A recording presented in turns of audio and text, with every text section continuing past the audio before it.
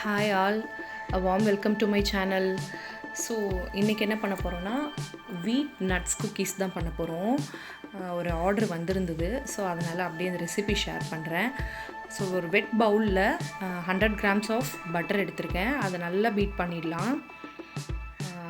Butter beat பண்ணுறது ரொம்ப அவசியம். பிகாஸ் பட்டர் பீட் பண்ண உடனே ஒரு ஃப்ளஃபினஸ் கிடைக்கும். ஸோ அதை பீட் பண்ணிவிட்டு அதுக்கப்புறமா இதில் 125 grams ஆஃப் பவுடர் சுகர், அதாவது 1/2 cup of powder sugar. So அதை சேர்த்து நல்லா பீட் பண்ணணும். இது ரெண்டும் சேர்ந்து பீட் பண்ணிவிட்டு நமக்கு இந்த பட்டரோட எல்லோ கலர் போயிட்டு ஒரு ஒயிட்டிஷ் கலராக சேஞ்ச் ஆகிற அளவுக்கு நல்லா பீட் பண்ணி எடுத்துக்கணும். எப்படி ஃபோர்ஸாக எவ்வளோ ஃபோர்ஸாக பீட் பண்ண முடியுமோ பண்ணலாம். இதுக்கு பீட்ரு முக்கியம் அப்படின்னு அவசியம் இல்லை. நீங்கள் விஸ்க் வச்சே பண்ணலாம். ஸ்மால் குவான்டிட்டி தானே பண்ணுறோம், ஸோ விஸ்க் வச்சே பண்ணலாம்.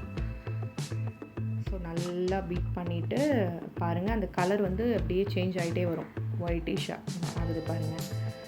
ஸோ இது சேஞ்ச் ஆனதுக்கப்புறமா இதில் little bit of vanilla essence சேர்த்துருக்கேன் நான். உங்களுக்கு வேணும்னா நீங்கள் கார்டமம் பவுடர் கூட சேர்த்துக்கலாம். சும்மா ஒரு 1/4 ஸ்பூன் சேர்த்திங்கன்னா கூட ஃப்ளேவர் ரொம்ப நல்லாயிருக்கும். எனக்கு கஸ்டமர் இந்த எசன்ஸ் ஃப்ளேவர் கேட்டிருந்ததுனால நான் போட்டிருக்கேன்.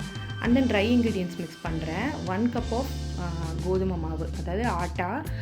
ஸோ கோதுமை மாவு 1 cup போட்டுட்டு அதில் 1/4 spoon baking soda, 1 spoon of baking powder add பண்ணிவிட்டு லிட்டில் பிட் சால்ட்டு. எப்பயுமே அந்த சுகரை என்ஹான்ஸ் பண்ணுறதுக்கு கொஞ்சம் சால்ட் சேர்ப்போம் இல்லையா, ஸோ அதுக்காக தான். ஸோ அது சேர்த்துட்டு நல்லா சளிச்சிட்டு பேட்டர் ரெடி பண்ண ஆரம்பிக்கலாம்.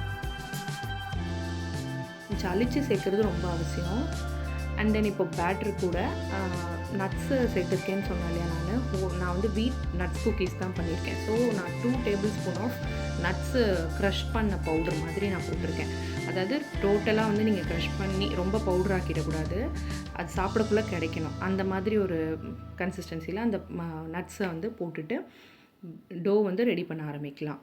அந்த டோ பார்த்திங்கன்னா ரொம்ப ஹார்டாகவும் நம்ம பிசையக்கூடாது.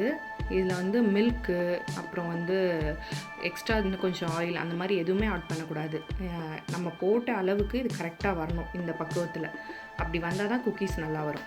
அண்ட் தென் எப்பயும் போல் கட் பண்ணிவிட்டு குக்கி கட்டர் வச்சு கட் பண்ணிவிட்டு ஓவனில் ப்ரீஹீட் பண்ண ஓவன், அதாவது 150 degree செல்சியஸில் டோஸ்ட் மோடில் வச்சு 10 minutes ப்ரீஹீட் பண்ண ஓவனில் பேக் பண்ணி எடுத்திருக்கேன். அதாவது பேக்கிங் டைம் பார்த்திங்கன்னா 15 minutes தான் நான் பேக் பண்ணியிருக்கேன். ஸோ ஆஃப்டர் என்னோடய பேக்கிங் பண்ணதுக்கப்புறம் என்னோடய பிஸ்கெட்டோட லுக் இப்படி தான் இருந்துச்சு. ஸோ குக்கீஸ் ரொம்ப டேஸ்ட்டாக இருந்தது. ட்ரை பண்ணணும்னு நினைக்கிறவங்க பண்ணுங்கள், ரொம்ப நல்லா வந்துருந்துச்சு.